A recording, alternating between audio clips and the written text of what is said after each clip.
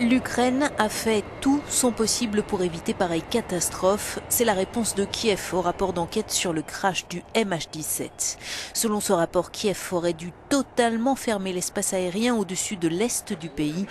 Il l'était, mais seulement en dessous d'une certaine altitude. Le ministre de la Défense avait d'emblée pris la décision de fermer l'espace aérien à une altitude inférieure à 7900 mètres pour assurer la sécurité des vols civils au-dessus de la zone de l'opération antiterroriste. Et à ce moment-là, personne ne pouvait imaginer que des engins aussi puissants, des armes aussi puissantes qu'un missile Buk puissent être utilisés contre un appareil civil, a plaidé le chef de l'autorité ukrainienne de contrôle du trafic aérien.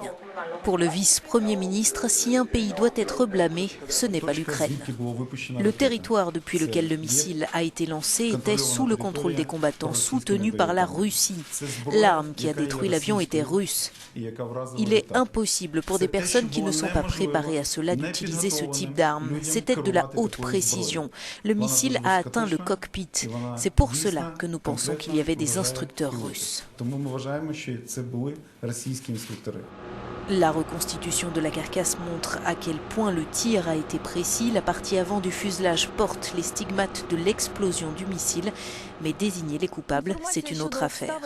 Les conclusions sur les circonstances du crash dans le rapport final n'ont pas surpris ici, note notre correspondante à Kiev.